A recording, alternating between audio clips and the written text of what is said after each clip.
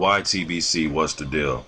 So it looks like after that crushing 10th round knockout loss, Tomasz Adamek is going to call it a career.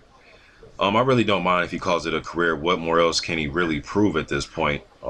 Being 39 years old, approaching 40 years old this year, what more else is there really to prove? A two-division world champion. I know he beat Paul Briggs a few times, beat Steve Cunningham a few times, beat O'Neal Bell, beat Jonathan Banks, Andrew Galata, Chris Arreola. I mean, list goes on and on. He has some really good quality wins. Even beat Eddie Chambers, beat a few journeymen, Travis Walker and Nagy Aguilera.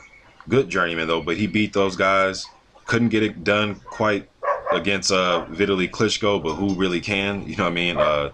Fought Tsar Glaskov and Arthur Spilka, both of those guys, some of the better heavyweights of today's era. So then he got knocked out against Eric Molina in a fight that he was winning. He was up on the scorecards. Had he lost the next two rounds, 10-9, he would have still won the fight. So he still stayed pretty formidable during the end of his career, but just giving him some props on his career. And if this is it and he's calling it a day, I think it's okay for him to just call it a day on his career.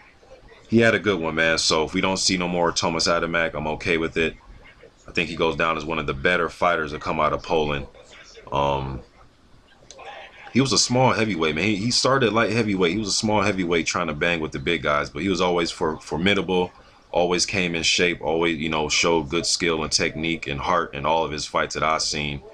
He was willing to slug it out with bigger guys, put on pretty entertaining fights. So we know how boxers are, man. It's hard for them to stay away from the ring, especially when it's all they know. I don't know Tomasz Adamek's his life, so I don't know if he has some businesses set up in Poland. I'm not sure, but what I do know is he had a pretty good damn career, man, and he had a pretty good fan base out there in Jersey. I believe he still lives in New Jersey, but just putting a video out there about him retiring. But if he comes back, it wouldn't surprise me. But if he calls it quits, I'm fine with that too.